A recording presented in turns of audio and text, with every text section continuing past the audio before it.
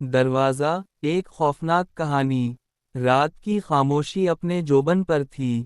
گاؤں کے کونے پر ایک پرانا، ٹوٹا پھوٹا مکان کھڑا تھا جس کے بارے میں لوگ کہتے تھے کہ وہاں ایک دروازہ ہے جو کبھی بند نہیں ہوتا۔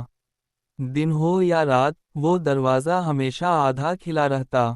گاؤں کے بچے جب وہاں سے گزرتے تو نظریں جھکا لیتے اور بڑوں کو ہدایت تھی کہ کبھی بھی اس مکان کے اندر نہ جانا۔ علی، جو شہر سے گاؤں آیا ہوا تھا، ان سب باتوں کو محض کہانیاں سمجھتا تھا۔ اس نے سوچا کہ لوگ توہم پرست ہیں، بس پرانے مکان کو بھوتوں کی کہانی سے جوڑ دیا ہے۔ اس رات جب سب سو گئے تو علی نے ہمت کی اور ٹارچا لے کر اس مکان کی طرف نکل پڑا۔ مکان کے قریب پہنچتے ہی ایک عجیب سی ٹھنڈی ہوا اس کے بدن کو چھونے لگی۔ جو ہی اس نے دروازے کے قریب قدم رکھا تو محسوس ہوا جیسے کوئی اندر سے اس کو گھور رہا ہو۔ دروازہ آدھا کھلا تھا اور اس کے قبضے پر زنگ کی وجہ سے خون جیسے دھبے لگے ہوئے تھے۔ علی نے ہلکی سی ہنسی کے ساتھ دروازہ دھکیلا۔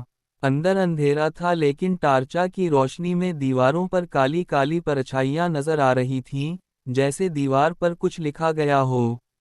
قریب جا کر دیکھا تو خون سے لکھا تھا، جو اندر آیا، وہ واپس نہیں گیا۔ علی کا دل ایک لمحے کو زور سے دھڑکا لیکن اس نے خود کو سمجھایا کہ یہ کسی نے مذاق کے طور پر لکھا ہوگا۔ اچانک اس کے پیچھے دروازہ زور سے بند ہو گیا۔ علی نے دوڑ کر دروازہ کھولنے کی کوشش کی لیکن وہ ایک اینٹ کی دیوار کی طرح سخت ہو چکا تھا۔ کمرے کے کونے سے ایک عجیب سی سرسراہٹ سنائی دی۔ ٹارچا کا رخ ادھر کیا تو ایک پرانی کرسی پر ایک بوسیدہ کپڑوں میں لپٹی عورت بیٹھی تھی۔ اس کا چہرہ سائے میں چھپا ہوا تھا لیکن اس کی آنکھیں سرخ انگاروں کی طرح جل رہی تھیں۔ عورت نے دھیمی آواز میں کہا، تمہیں کس نے بلایا ہے؟ علی خوف سے کانپ گیا۔ وہ پیچھے ہٹنے لگا لیکن اچانک اس کے پیروں کے نیچے زمین دلدل کی طرح نرم ہونے لگی۔ اس نے دیکھا کہ فرش پر ہاتھ نکل رہے ہیں جو اس کو نیچے کھینچنے کی کوشش کر رہے ہیں۔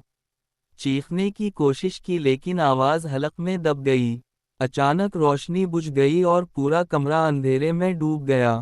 اندھیرے میں صرف سرگوشیاں تھیں۔ اب تم بھی کبھی واپس نہیں جاؤ گے۔ اگلی صبح گاؤں والوں نے دیکھا کہ مکان کا دروازہ پھر آدھا کھلا تھا، لیکن اندر علی کا کوئی نشان نہ تھا، صرف فرش پر اس کے جوتے پڑے تھے اور خون کے چند قطرے۔